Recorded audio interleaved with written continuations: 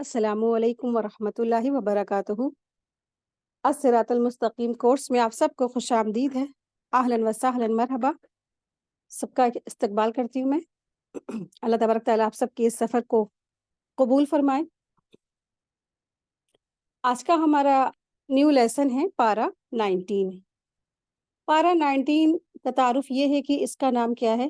قال الملأ کے نام سے یہ موسوم ہے، اور اس میں سورہ اعراف کی 119 آیات ہیں، جن میں سے جناب موسیٰ اور اسرائیل کے بارے میں تفصیلات ہیں، اور آخری رکوع میں سورہ انفال کی 40 آیت ہے، 40 آیتیں ہیں۔ بسم اللہ الرحمن الرحیم، نحمدہ ونصلی علی رسولہ الکریم، اما بعد فاعوذ باللہ من الشیطان الرجیم، بسم اللہ الرحمن الرحیم، رب اشرح لی صدری ویسر لی امری واحلل عقدۃ من لسانی یفقہوا قولی، آمین یا رب العالمین۔ بسم اللہ۔ آیت دیکھیں، آیت نمبر 88۔ قال الملأ الذين استكبروا من قومه لنخرجنك يا شعيب والذين آمنوا معك من قريتنا أو لتعودن في ملتنا قال أولو كنا كارهين۔ اس کی قوم میں سے جو سردار تکبر کرتے تھے، انہوں نے کہا، اے شعیب، ہم تجھے اور ان لوگوں کو جو تیرے ساتھ ایمان لائے ہیں اپنی بستی سے ضرور نکال دیں گے، یا تم ہمارے دین میں لوٹ آؤ گے۔ تو شعیب نے کہا، کیا اگرچہ ہم اس سے کراہت کرتے ہوں، یعنی اس کو برا اور قابل نفرت سمجھتے ہوں؟ تو اس طرح سے شعیب علیہ السلام نے جواب دیا۔ دراصل آیت نمبر 88 سے آیت نمبر 85 سے آیت نمبر 93 تک قوم شعیب کا بارے میں ذکر ہے۔ تو ان آیات میں حضرت شعیب جو قوم تھی ان کے جرائم کا ذکر ہے، پھر ان کی ہلاکت کا بھی بیان ہے۔ دراصل یہ جو قوم ہے نا، یہ شرک کے ساتھ ساتھ ناپ تول میں بھی کمی کرتی تھی اور رہزنی کے جرم میں بھی مبتلا تھی۔ تو حضرت شعیب علیہ السلام نے ان کی اصلاح کی، اور لیکن انہوں نے حضرت شعیب علیہ السلام کی دعوت کو بڑے ہی تکبر سے پس پشت ڈال دیا۔ حضرت شعیب علیہ السلام اور اہل ایمان کو اپنی بستیوں سے نکال باہر کر دینے کی ان کی قوم نے ان کو دھمکی دی، تو اللہ تعالیٰ نے اس قوم کو زلزلے سے ہلاک کیا، البتہ اہل ایمان کو اللہ نے بچا لیا، محفوظ رکھا۔ تو ان کی جو قوم کے جو سردار تھے، تو بڑے بڑے سردار تھے، انہوں نے ایسے بات کہی، شعیب علیہ السلام سے کہا کہ جو بڑے بڑے سردار تھے، تو وہ کہنے لگے کہ تکبر اور سرکشی کا اندازہ اسی سے کیا جا سکتا ہے کہ انہوں نے ایمان اور توحید کی دعوت کو ریجیکٹ کر دیا، رد کر دیا، بلکہ اس سے بھی تجاوز کر کے انہوں نے اللہ کے پیغمبر اور اس پر ایمان لانے والوں کو دھمکی بھی دے ڈالی، یا تو اپنے آبائی مذہب میں واپس آ جاؤ، نہیں تو کیا ہوگا، ہم تمہیں یہاں سے بستی سے نکال دیں گے۔ تو آبائی مذہب یعنی جس سے پہلے جو ایمان والے تھے، تو ان کے آبائی مذہب میں تھے نا، کیونکہ انہوں نے کفر کو چھوڑ کر ایمان اختیار کیا تھا، لیکن حضرت شعیب علیہ السلام کو بھی ملت آبائی کی طرف لوٹنے کی دعوت دی، اس وجہ سے لحاظ سے دی کہ انہوں نے بھی نبوت اور تبلیغ دعوت سے پہلے اپنا ہم مذہبی، وہ لوگ اپنے مذہب سمجھتے تھے، یعنی کہ شعیب علیہ السلام کو اپنا ہم مذہب سمجھتے تھے، بلکہ کیا ہوتا ہے، ہر جو نبی ہے اللہ تبارک تعالیٰ اس کو کفر اور شرک سے پاک رکھتے ہیں، لیکن وہ لوگ سمجھتے تھے یہ ہمارے آبائی مذہب میں ہیں۔ لیکن حضرت شعیب علیہ السلام کیا تھے، شروع سے ہی وہ توحید پر تھے۔ آیت دیکھیں، آیت نمبر 89۔ ہم نے گویا اللہ پر جھوٹ باندھا، اور اگر ہم تمہارے دین میں لوٹ آئیں، جبکہ اللہ تعالیٰ ہمیں اس سے نجات دے چکا ہے، اور ہمارے لائق نہیں کہ ہم اس میں لوٹ آئیں، مگر یہ کہ اللہ تعالیٰ ہمارا رب ہے، چاہے ہمارے رب نے ہر چیز کو علم میں گھیر رکھا ہے، اور ہم نے اللہ تعالیٰ ہی پہ بھروسہ کیا ہوا ہے، اور اے ہمارے رب، تو اور ہمارے قوم کے درمیان حق کے ساتھ فیصلہ کر دے، اور تو بہترین فیصلہ کرنے والوں میں سے سب سے بہترین فیصلہ کرنے والا ہے۔ آیت 90 دیکھیں۔ اور اس کی قوم میں سے جو سردار تھے، انہوں نے کہا، جنہوں نے کفر کیا، تو انہوں کہنے لگے، اگر تم نے شعیب کی پیروی کی تو بے شک تم ضرور خسارہ پانے والے ہوگے۔ پھر انہیں زلزلے نے آ پکڑا، चुनाचे वो अपने घरों में औंधे पड़े रह गए। जिन लोगों ने शुएब को झुटलाया था, जैसे उन घरों में कभी बसे ना हो, इस तरह से अल्लाह तबारक तआला का अजाब उनके ऊपर आया। जिन लोगों ने शुएब को झुटलाया वही खसारा पाने वाले थे। फिर शुएब ने उनसे मुंह फेर कर कहा, है मेरी कौम, यकीनन मैंने तो अपने रब के पैगामात तुम्हें पहुंचा दिए थे और तुम्हारी खैर ख्वाही की थी, फिर भी मैं काफिर कौम पर गम क्यों खाऊं। आयत नंबर 94 देखे। और जब जब भी हमने किसी बस्ती में कोई नबी भेजा तो उस बस्ती वालों को तंगी और सख्ती में मुब्तला किया ताकि वो आजिजी इख्तियार करें। फिर हमने उनकी बदहाली को खुशहाली में बदल दिया ताकि वो खूब फले फूलें और कहने लगे हमारे बाप दादा को भी सख्ती और राहत पेश आती थी, तब हमने उन्हें अचानक पकड़ लिया और उन्हें खबर तक ना हो सकी। यानी अल्लाह सुब्हानहू तआला या तो जो बस्ती जहाँ पे नाफरमान होती है तो अल्लाह तबारक तआला उनके ऊपर तंगी अता फरमाते हैं, फिर खुशहाली में बदल देते हैं और उनकी रस्सी को ढीली कर देते हैं। लेकिन शायद वो बदल जाए, शायद सुधर जाए, लेकिन क्या है, जब कौमें नहीं सुधरती, नहीं अपना इस्लाह करती हैं, तो अल्लाह तबारक तआला की तरफ से अचानक पकड़ आ जाती है। आए देखें आयत नंबर 96। और उन बस्ती वालों ने ईमान वाले जो ले आए थे तो और परहेजगारी इख्तियार करते तो हम उन पर आसमान और ज़मीन की बरकतों के दरवाजे खोल देते, लेकिन उन्होंने दीन हक को झुटलाया तो हमने उनके बुरे अमाल की वजह उनको पकड़ की और जो वो काम करते थे, यानी कि इनके अमल की वजह से अल्लाह सुब्हानहू तआला ने उनकी पकड़ की। आयत 97 देखें। क्या फिर बस्तियों वालों से इस बात से बेखौफ हो गए थे कि उन पर हमारा अजाब रात को आ जाए और वो सोए हुए हों, या बस्तियों वाले इस बात से बेखौफ हो गए कि उन पर हमारा अजाब दिन चढ़े आ जाए और वे खेल तमाशे में मसरूफ हो? क्या वो फिर अल्लाह की तदबीर से बेखौफ हो गए? अल्लाह ताला की तदबीर से बेखौफ तो वही लोग होते हैं जो खसारा यानी घाटा पाने वाले होंगे। क्या उन लोगों पर वाज़ेह नहीं हुआ कि ज़मीन में बसने वालों की बात उनके वारिस हुए कि अगर हम चाहे तो उनके गुनाहों की वजह से उन्हें मुसीबत में मुब्तला कर दे और उनके दिलों पर मोहर लगा दे, फिर वो कुछ ना सुन पाएंगे। ए नबी करीम सल्लल्लाहु अलैहि वसल्लम, ये वो बस्तियां हैं जिनकी कुछ खबरें हम आपको बयान करते हैं और यकीनन उनके रसूलों के पास खुली हुई निशानियां लेकर आए थे। चुनाचे जिस चीज को वो पहले झुटला चुके थे उस पर ईमान लाने के रवादार ना हुए, अल्लाह ताला ने इस तरह काफिरों के दिलों पर मोहर लगा देता है। ठीक है, तो यहाँ पर बता रहे अल्लाह सुब्हानहू तआला फरमा रहे हैं कि क्या हुआ कि अल्लाह तबारक तआला ये फरमा रहे कि इससे पहले भी जो बस्तियां थी, अल्लाह तबारक तआला ने जो रसूल भेजे तो उनके पास मौजज़ात लेकर आए, खुली खुली निशानियां लेकर आए, लेकिन अक्सरियत ने क्या किया, रसूलों का झुटला दिया और ईमान नहीं लाए। तो यहाँ पर अल्लाह सुब्हानहू तआला फरमा रहे हैं कि ईमान लाने के वो रवादार भी नहीं हुए, अल्लाह ताला उनके दिलों पर इस तरह मोहर कर देता है। तो इसका मफहूम मतलब ये है कि कि अहद के दिन को जब उनसे अहद लिया गया था तो अल्लाह ताला के इल्म के ईमान में लाने वाले वो थे। उनकी तकदीर में ईमान नहीं था जिसे अल्लाह ताला ने अपने इल्म के मुताबिक लिख लिया था, जिसको हदीस में बस हर एक के लिए वही आसमान आसान होता है और जिसे उसके लिए पैदा किया गया है।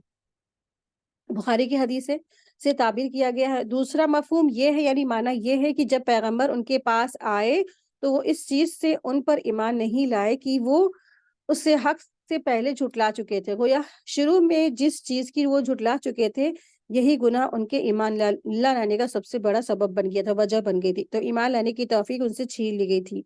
इसी को अगले जुमले में मोहर लगाने से ताबीर किया गया है। यानी जब इंसान किसी हक बात का पहले इनकार कर देता है तो फिर अक्सरियत क्या है, वो कहता है अब हमने इनकार कर दिया, अब सामने वाला चाहे जितना सच हो, अगर हमने इनकार कर दिया तो हम इसको नहीं कहेंगे तो नहीं कहेंगे। इसी तरीके से उनके अंदर भी क्या थी, हठ धर्मी और जिद और बुग़्ज़ और अदावत थी। आयत देखिए, आयत नंबर 102। और हमने उनमें से अक्सर में अहद नहीं पाया और बिलाशुबा हमने उनमें से अक्सर को नाफरमान ही पाया। फिर उन नबियों के बाद हमने मूसा को अपनी निशानियों के साथ फिरौन और उसके दरबारियों के पास भेजा तो उन्होंने उनको ना माना। फिर देखिए फसाद करने वालों का अंजाम क्या हुआ। और मूसा ने कहा, ए फिरौन, बेशक मैं तमाम जहानों के रब की तरफ से रसूल हूँ। अब यहाँ आयत नंबर 103 से मूसा अलैहिस्सलाम का वाक़ये का जिक्र है। मूसा अलैहिस्सलाम भी अपनी कौम की तरफ भेजे गए थे और रसूल बना के भेजे गए थे। आइए देखिए आयत नंबर 105। मुझ पर वाजिब है कि मैं अल्लाह की तरफ से हक के सिवा कुछ ना कहूँ। यकीनन मैं तुम्हारे पास रब की तरफ से वाज़ेह दलील लाया हूँ, लिहाजा तू बनी इसराइल को मेरे साथ भेज दे। फिरौन ने कहा, अगर तू कोई निशानी लेकर आया है तो वो पेश कर, अगर तू सच्चों में से है। तब मूसा ने अपना असा यानी कि लाठी जमीन पर ڈالا تو اسی وقت وہ اژدہا یعنی بڑا سا سانپ بن کر ظاہر ہو گیا، اور موسیٰ نے بغل سے یعنی اپنا ہاتھ نکالا تو وہ دیکھنے والوں کے لیے چمکتا ہوا تھا، سفید تھا۔ تو فرعون کی قوم کے سرداروں نے کہا بے شک یہ تو ماہر جادوگر ہے، یہ چاہتا ہے کہ تمہیں تمہاری سرزمین یعنی ملک سے علاقے سے تمہیں نکال دے، بس تم کیا مشورہ دیتے ہو؟ یعنی کہ جو تکبر والے اور جو بڑے بڑے سردار تھے، اور جو فرعون بھی بہت بڑا بادشاہ تھا، سردار تھا، اور آپس میں جو بڑے بڑے سرداروں سے مشورہ کر رہا تھا کہ دیکھو یہ تو رسول ہونے کا دعویٰ کرتا ہے لیکن یہ کیا دراصل یہ جادوگر ہے، اس طریقے سے ان لوگوں نے موسیٰ علیہ السلام کو جھٹلا دیا۔ تو اللہ سبحانہ تعالیٰ رسول اللہ صلی اللہ علیہ وسلم کو تسلی دے رہے ہیں کہ آپ سے پہلے بھی کیا ہوا، اکثر جب بھی رسول آئے اپنی امت کی طرف، اپنی قوم کی طرف وہ بھیجے گئے، تو ان کی جو قوم تھی انہوں نے ان کے ساتھ کیا کیا۔ تو جیسے حال موسیٰ علیہ السلام کا ہوا کہ موسیٰ علیہ السلام قوم کی طرف تبلیغ کہہ رہے ہیں، بات پہنچا رہے ہیں، اللہ کا پیغامات پہنچا رہے ہیں، لیکن قوم ہے ان کو کیا کہہ رہے ہیں، یہ تو ماہر جادوگر ہے، بس کیا مشورہ دے دے ان کے بارے میں مقابلہ کرنے کا۔ تو اس طرح سے وہ آپس میں فرعون جو ہے آپس میں مشورہ کر رہا، بیٹھ کے بات چیت کر رہا ہے۔ تو انہوں نے کہا اسے اور اس کے بھائی ہارون کو مہلت دیجیے اور شہروں میں نمائندے بھیج دیجیے تاکہ وہ ہر ماہر جادوگر کو تیرے پاس لے آئے، اور وہ جادوگر فرعون کے پاس آئے تو انہوں نے کہا یقیناً ہمارے لیے انعام ہوگا اگر ہم غالب آ گئے۔ مطلب کہ ایک طرح سے انہوں نے سوال پوچھا کہ ہمارے لیے کیا انعام ہوگا اگر ہم جیت گئے؟ تو فرعون نے کہا ہاں، اور بے شک تم میرے مقرب یعنی خاص و خاص لوگوں میں سے ہوگے۔ جادوگروں نے کہا اے موسیٰ یا تو آپ ڈالیے یا تو پھر ہم ڈالیں۔ تو موسیٰ نے کہا پہلے آپ ہی ڈال دیجیے، یعنی کہ جو چیز وہ لے کر آئے تھے تو اس کے بارے میں کہا۔ تو پھر جب انہوں نے یعنی جادوگروں نے اپنی لاٹیاں اور رسیاں ڈالی تو لوگوں کی آنکھوں پر جادو کر دیا تھا، اور انہوں لاٹیاں رسیاں جو سانپوں میں سے یعنی کہ لاٹیاں جو تھی اور رسیاں جو تھی وہ سانپوں میں جیسی دکھائی دے رہی تھی، اس سے ڈرایا، اور یہ بہت بڑا جادو لے کر آئے تھے۔ ٹھیک ہے، تو کچھ روایت میں بتایا گیا ہے کہ یہ جادوگر کی جو تعداد تھی تقریباً 70,000 تھی۔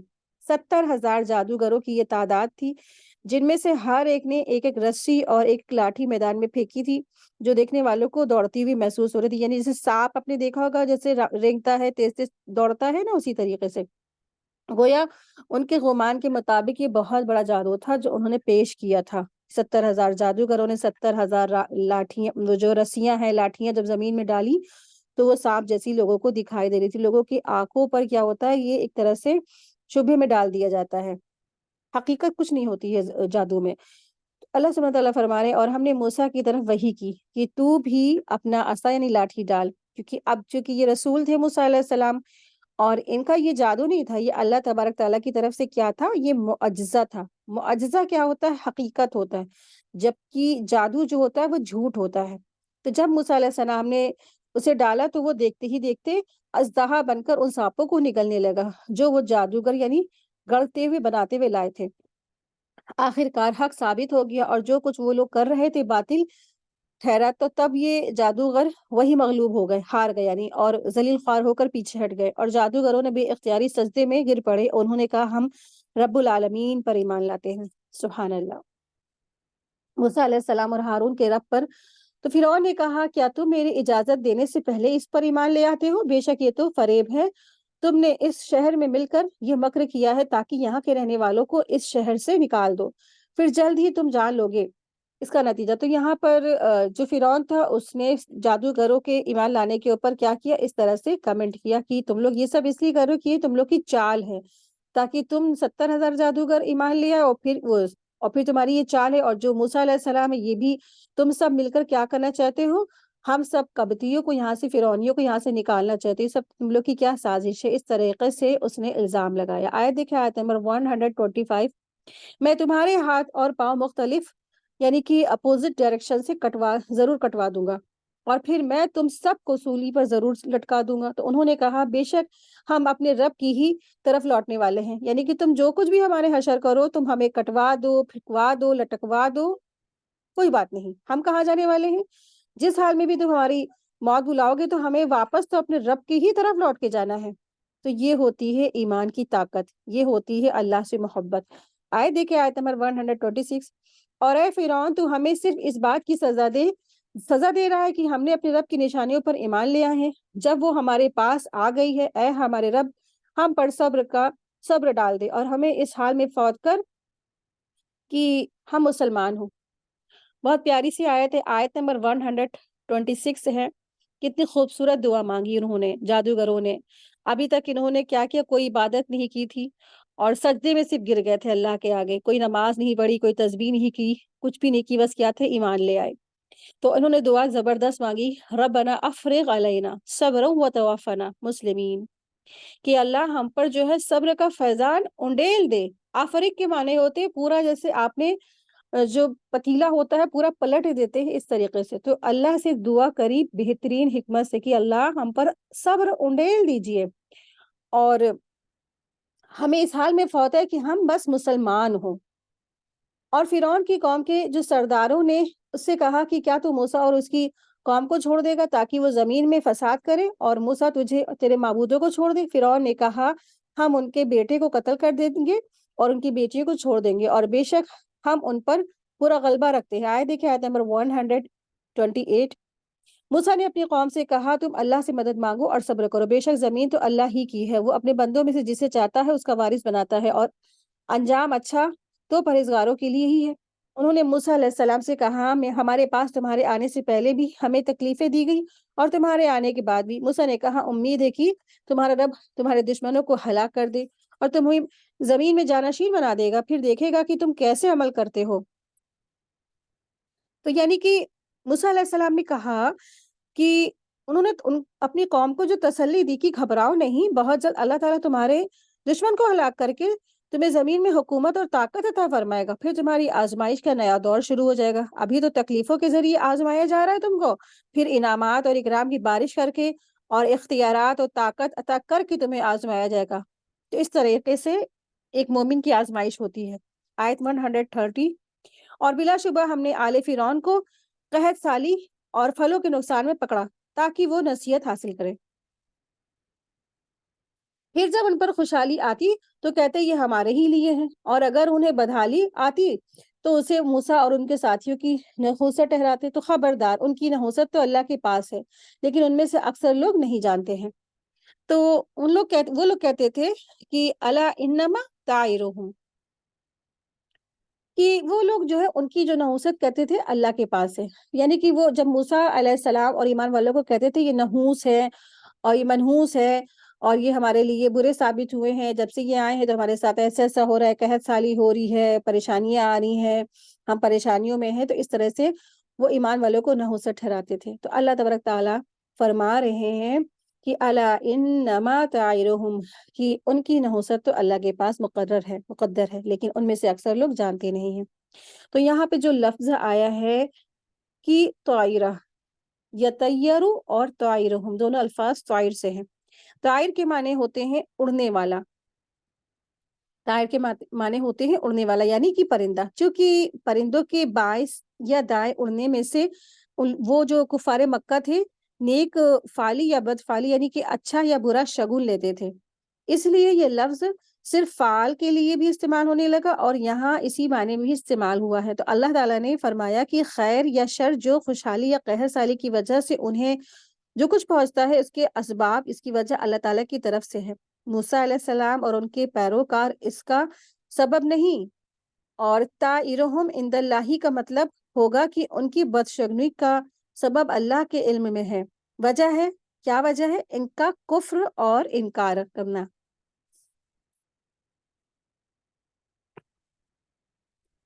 آیت دیکھیے, آیت نمبر 132.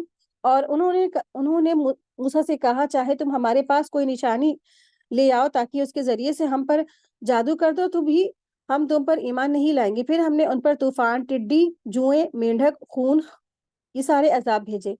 یہ الگ الگ نشانیاں تھیں, پھر بھی انہوں نے تکبر کیا اور وہ لوگ ہی مجرم تھے. اور جب ان پر کوئی عذاب آتا تو کہتے اے موسیٰ تو اپنے رب سے ہمارے لیے دعا کر جیسا کہ اس نے تجھ سے عہد کر رکھا ہے, اگر تو ہم سے یہ عذاب ہٹا دے گا تو ہم ضرور تجھ پر ایمان لے آئیں گے اور تیرے ساتھ بنی اسرائیل کو ضرور بھیج دیں گے.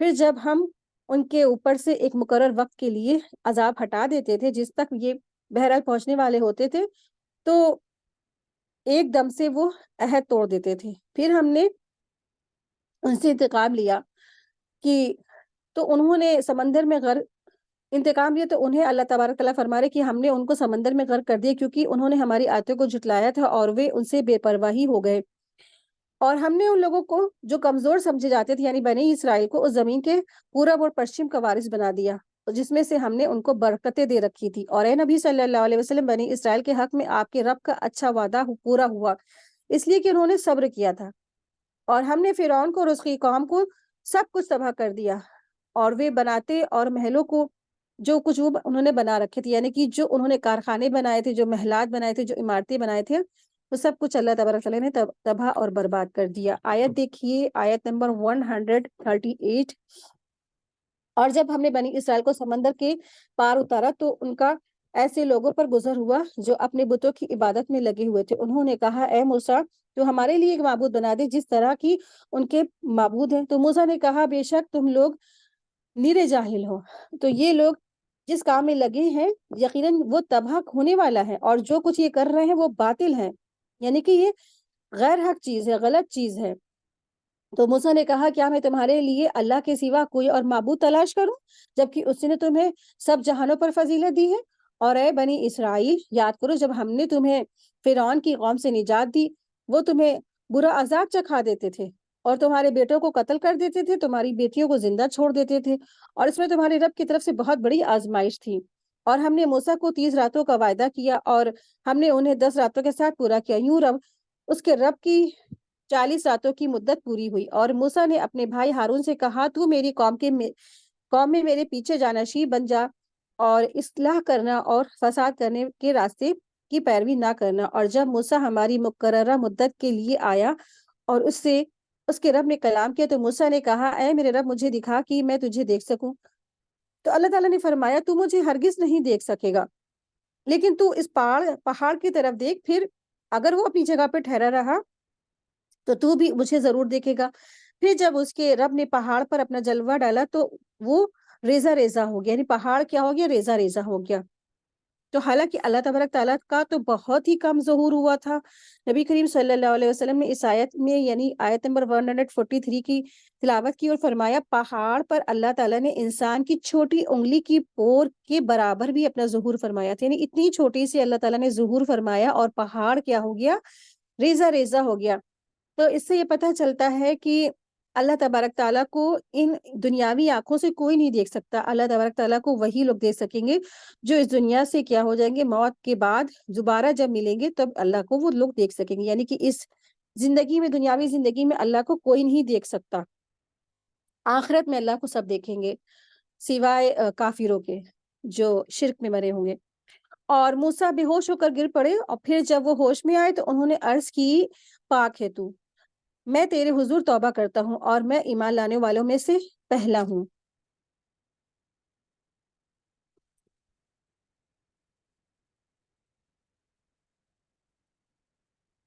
آیت دیکھیے، آیت نمبر 144۔ اللہ تعالیٰ نے فرمایا، اے موسیٰ، بے شک میں نے اپنے پیغامات پہنچانے اور اپنی ہم کلامی کے لیے لوگوں میں سے تجھے چن لیا، چنانچہ تو لے لے جو میں نے تجھے دیا ہے اور شکر گزاروں میں شامل ہو جا۔ اور ہم نے اس کے یعنی موسیٰ کے لیے تورات کی تختیوں میں زندگی کے ہر معاملات کے بارے میں نصیحت اور ہر پہلو کے متعلق تفصیل لکھ کر دے دی، چنانچہ تو ان ہدایتوں کو مضبوطی سے پکڑ لے اور اپنی قوم کے حکم دے کہ ان کی اچھی اچھی باتوں پر کاربند رہے۔ جلد ہی تمہیں نافرمانوں کا گھر دکھاؤں گا اور جلد ہی اپنی نشانیوں سے ان لوگوں کو پھیر دوں گا جو زمین میں ناحق تکبر کرتے ہیں، اور اگر وہ تمام نشانیاں دیکھ لیں تو بھی ان پر ایمان نہیں لائیں گے، اور اگر وہ ہدایت کی راہ دیکھ لیں تو اسے اختیار نہیں کریں گے، اور اگر وہ گمراہی کا راستہ دیکھ لیں تو اسے اختیار کر لیں گے۔ یہ اس لیے کہ انہوں نے ہماری نشانیوں کو جھٹلایا اور وہ ان سے غافل ہے، اور وہ لوگ جنہوں نے ہماری نشانیوں کو اور آخرت کی ملاقات کو جھٹلایا ان کے عمل برباد ہو گئے، انہیں وہی بدلہ دیا جائے گا جو کچھ وہ دنیا میں کیا کرتے تھے۔ اور موسیٰ کی قوم نے ان کے پہاڑ یعنی طور پر جانے کے بعد اپنے زیورات سے ایک بچڑا بنا لیا، وہ ایک جسم تھا، اس کی آواز گائے کی تھی، کیا انہوں نے نہیں دیکھا کہ ان سے وہ کلام نہیں کرتا، نہ انہیں کوئی راستہ بتاتا ہے؟ پھر بھی انہوں نے اسے معبود بنا لیا اور وہ ظالم تھے۔ یعنی موسیٰ علیہ السلام جب 40 راتوں کے لیے طور پہاڑ پر گئے تھے تو پیچھے سے ایک سامری نام کا جو شخص تھا، اس نے سارے بنی اسرائیل کے سونے کے جو زیورات تھے وہ کلیکٹ کیے، اور پھر اس نے کیا کیا؟ ایک بچڑا بنایا۔ تو بچڑا کیا تھا؟ کھوکھلا تھا، اندر سے خالی تھا. تو یہ ہوتا ہے کہ اگر آپ دیکھیے کھوکھلی کوئی چیز اندر سے خالی ہوگی تو ہلکی سی بھی اگر آپ اس پہ کچھ ماریں گے تو وہ آواز ہی آئے گی. تو اس طریقے سے وہ آواز آتی تھی. اور اللہ عالم آواز کس طرح سے آتی تھی، اللہ تبارک تعالیٰ نے اس کی ڈیٹیل ہمیں نہیں بتائی ہے. تو جن باتوں کو ہمیں ڈیٹیل نہیں ہے تو کبھی ان تعویلوں کے پیچھے میں نہیں لگنا ہے. تو پھر آپ دیکھیے اللہ سبحانہ تعالیٰ یہ بتانا کیا چاہتے ہیں کہ جیسے ہی جو ان کے رسول تھے وہ وہاں جیسے ہی ان کے یعنی کہ اللہ کے دیدار کے لیے، یعنی کہ اللہ تعالیٰ کے احکامات، یعنی اللہ تعالیٰ سے ملاقات کے لیے گئے، احکامات کے لیے گئے نا، اور انہوں نے اللہ سے خواہش ظاہر کی تھی، اللہ تعالیٰ میں آپ کا دیدار کرنا چاہتا ہوں. یہ سب مطلب بات چیت ہو رہی تھی. لیکن ادھر ان کے پیچھے کیا ہوا، قوم میں بگاڑ پیدا ہو گیا، اور جاتے کے ساتھ ہی اور پھر قوم جو تھی مطلب منٹوں سیکنڈوں میں کیا ہوئی، ان کے اندر بگاڑ پیدا ہو گیا جیسے ہی موسیٰ علیہ السلام وہاں سے گئے. تو اس سے پتہ چلتا ہے کہ جو معاشرہ ہوتا ہے اس کا اثر ضرور آتا ہے، کیونکہ بنی اسرائیل کافی سالوں تک ہی فرعونیوں کے قیدی میں رہے. تو جو ان کے اوپر مسلط تھے، تو مسلط قوم کے وہ غلام تھے، تو اس وجہ سے ان کے اوپر شرک کا، بت پرستش کا ان کے اوپر اثر آ گیا. اتنے بڑے بڑے معجزات ان کو تب بھی نہیں دیکھے کہ ان کے سامنے، آنکھوں کے سامنے سمندر پھٹا اور من سلوا آیا، اور موسیٰ علیہ السلام نے عصا یدا بیضا، یعنی کہ ان کے جو عصا تھا کتنا بڑا معجزہ تھا، پھر ان کا ہاتھ کتنا بڑا معجزہ تھا، پھر 12 چشمے اللہ نے جاری کی. یہ سب تمام معجزات دیکھنے کے بعد بھی انہوں نے توحید کو چھوڑ کر کے اللہ کے ساتھ شرک کا اختیارات کیا. اور پھر جب موسیٰ علیہ السلام کو اس چیز کی خبر ملتی ہے تو وہ بہت زیادہ غصے میں، اور بہت زیادہ وہ غصے میں اپنی بستی میں واپس لوٹے. اس کے آگے کا ہم لوگ دیکھتے ہیں، دیکھیں آیت نمبر 148.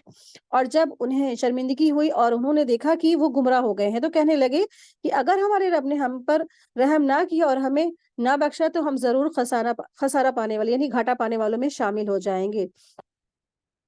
ٹھیک ہے، تو اس طریقے سے انہوں نے دعا کی، یعنی کہ جب جان گئے واقعی میں ہم سے شرک ہو گیا ہے اور ہم نے گناہ کا کام کر لیا ہے، تو اگر ہمیں اللہ نے نہ بخشا، نہ معافی ہمیں دی اللہ نے، تو ہم ضرور خسارہ پانے والے میں ہو جائیں گے. دیکھیں آیت نمبر 150. اور جب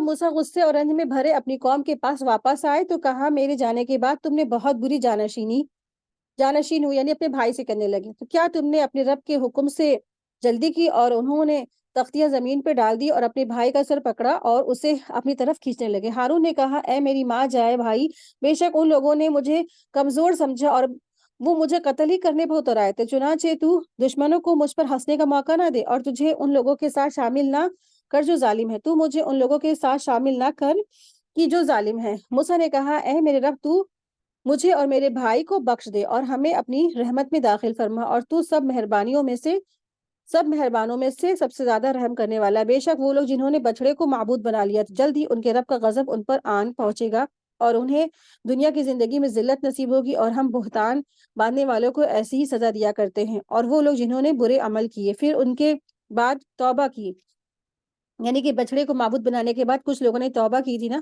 اور پھر واپس وہ ایمان لیا، تو بے شک آپ کا رب اس کے بعد بخش دے گا، یعنی کہ ان کو معاف کرنے والا، بخشنے والا ہے، نہایت رحم کرنے والا ہے. ٹھیک ہے، تو جنہوں نے شرک کیا، جنہوں نے بچڑے کو اپنا معبود بنایا، الہ بنایا، تو اللہ تبارک تعالیٰ ان کو سزا دینے والے. لیکن اس بڑی غلطی کے بعد بھی کچھ لوگوں نے نا معافی مانگی، گناہ کیا اور معافی مانگی، بخشش طلب کی اللہ سے. تو پھر کیا ہوا ان لوگوں نے، تو پھر اللہ تبارک تعالیٰ فرما رہے ہیں کہ جو لوگ ایمان لے آئے، مان گئے، اور پھر کیا ہے انہوں نے توبہ کی، اور پھر اللہ تبارک تعالیٰ بخشنے والا ہے اور نہایت رحم کرنے والا ہے. آیت دیکھیں، آیت نمبر 154. جب موسیٰ کا غصہ ٹھنڈا ہوا تو اس نے تورات کی تختیاں اٹھا لی اور ان کے مضامین میں ان کے لیے ہدایت اور رحمت تھی جو اپنے رب سے وہ ڈرتے تھے. اور موسیٰ نے اپنی قوم سے 70 آدمی ہمارے مقررہ وقت یعنی طور پہاڑ پر توبہ استغفار کے لیے چنے. پھر جب ان کو زلزلے نے آ پکڑا تو موسیٰ نے کہا، اے میرے رب، اگر تو چاہتا تو اس سے پہلے بھی انہیں اور مجھے بھی ہلاک کر دیتا. کیا تو اس کی وجہ سے ہمیں ہلاک کرتا ہے جو ہم میں سے بیوقوفوں نے کیا ہے؟ یہ تیری طرف سے آزمائش کے سوا کچھ نہیں ہے. تو اس آزمائش سے جس سے چاہتا ہے گمراہ کرتا ہے اور جس سے چاہتا ہے ہدایت دے دیتا ہے. تو ہی ہمارا کارساز ہے، لہٰذا ہمیں بخش دے اور ہم پر رحم فرما، اور تو ہی بہترین بخشنے والا ہے. یعنی یہاں پر یہ پس منظر ہے کہ جب موسیٰ علیہ السلام نے اپنے قوم میں سے ان 70 آدمیوں کو سلیکشن کیا کہ اللہ تعالیٰ سے اپنے گناہوں کی توبہ کرے، معافی مانگے، جو بچڑے کو انہوں نے معبود بنایا. لیکن جب وہاں گئے تو اور زیادہ سرکشی انہوں نے اختیار کی. تو موسیٰ علیہ السلام نے جب اللہ تعالیٰ سے ہم کلام ہوئے تو انہوں نے شرط رکھ دی. جو 70 آدمی تھے تو انہوں نے کہا اے موسیٰ، جب تک کہ ہم آپ کے رب کو یعنی رب کو سامنے نہ دیکھ لیں تب تک ہم کیا ایمان نہیں لائیں گے، یعنی رب کو ہمارے سامنے دیکھا. تو اللہ تبارک تعالیٰ کا غصہ بہت غضب بھڑکا، اور پھر اللہ تبارک تعالیٰ نے ان سب پہ جو ہے ان کو کوئلہ کر کے راکھ کر دیا. پھر موسیٰ علیہ السلام کی دعا سے یہ واپس سے زندہ ہوئے، اور پھر جو ہے نا یہ واپس سے اپنے شہر کو لوٹے. آیت 156. اور تو ہمارے لیے اس دنیا میں بھی اور آخرت میں بھی بھلائی لکھ دے، بے شک ہم نے تیرے ہی طرف رجوع کیا ہے. اللہ نے کہا میں جسے چاہتا ہوں اپنا عذاب پہنچاتا ہوں، اور میری رحمت ہر چیز کو گھیرے ہوئے ہے. چنانچہ جلد ہی میں اس رحمت کو ان لوگوں کے لیے لکھ دوں گا جو پرہیزگار ہے اور زکوٰۃ دیتے ہیں. ان کے لیے بھی ہے جو ہماری آیتوں پر ایمان رکھتے ہیں، یعنی وہ لوگ جو اس رسول یا نبی محمد صلی اللہ علیہ وسلم کی پیروی کرتے ہیں، جس کا ذکر وہ اپنے یہاں تورات اور انجیل میں پاتے ہیں. وہ انہیں اچھے کاموں کا حکم دیتا ہے اور انہیں برے کاموں سے روکتا ہے، اور وہ ان کے لیے پاکیزہ چیزیں حلال کرتا ہے اور ان پر ناپاک چیزیں حرام ٹھہراتا ہے، اور ان پر سے ان کے بوجھ اور توق یعنی بندشیں اتارتا ہے جو ان پر تھے. چنانچہ جو لوگ اس پر ایمان لائے انہوں نے اس کی تعظیم کی اور اس کی مدد کی اور اس نور کی اتباع کی جو اس پر نازل کیا گیا ہے، وہی فلاح پانے والے ہیں. تو اللہ سبحانہ تعالیٰ فرما رہے ہیں کہ موسیٰ علیہ السلام کے واقعے کے بعد اشارہ اس کے بعد کس کی طرف کیا گیا ہے؟ رسول اللہ صلی اللہ علیہ وسلم کی طرف کیا گیا ہے. یعنی رسول اللہ صلی اللہ علیہ وسلم کی جو لوگ اتباع کرتے ہیں، جو لوگ پیروی کرتے ہیں، تو دراصل کیا وہ کامیاب ہے. اور آپ صلی اللہ علیہ وسلم کا ذکر ان اہل کتاب کی تورات میں بھی ہے اور انجیل میں بھی وہ لکھا ہوا پاتے ہیں. یعنی جو بنی اسرائیل ہے اور وہ جو آپ صلی اللہ علیہ وسلم کو اس طرح پہچانتے تھے جیسے کہ وہ اپنے بیٹوں کو کوئی پہچانتا ہے، لیکن تب بھی سب جانتے بوجھتے مانتے تب بھی انہوں نے اس ایمان کا اقرار نہیں کیا اور رسول اللہ صلی اللہ علیہ وسلم کی رسالت کو جھٹلا دیا.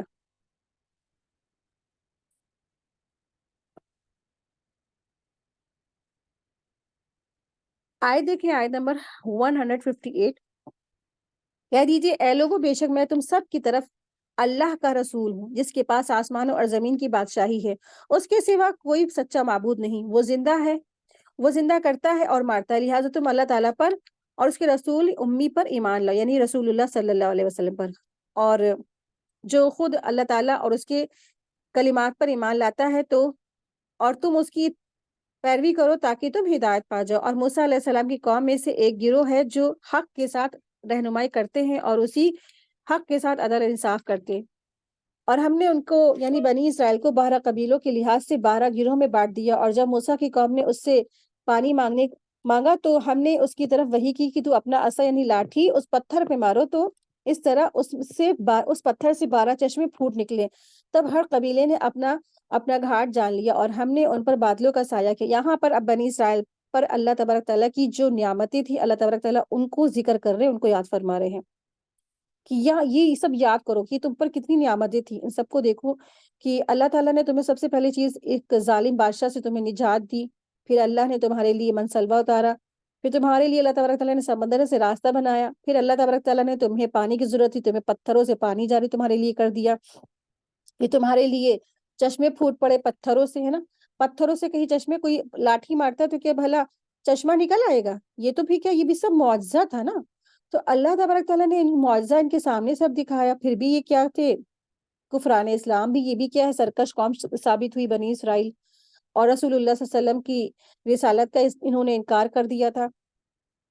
تو اللہ تبارک تعالیٰ فرما رہے ہیں کہ ان کے اوپر کیا کیا کہ اللہ نے 12 چشمے جاری کیے، اور پھر اللہ تبارک تعالیٰ نے ان کے اوپر بادلوں کا سایہ کیا. اور اللہ تبارک تعالیٰ فرما رہے اور ہم نے ان پر من سلوہ نازل کیا.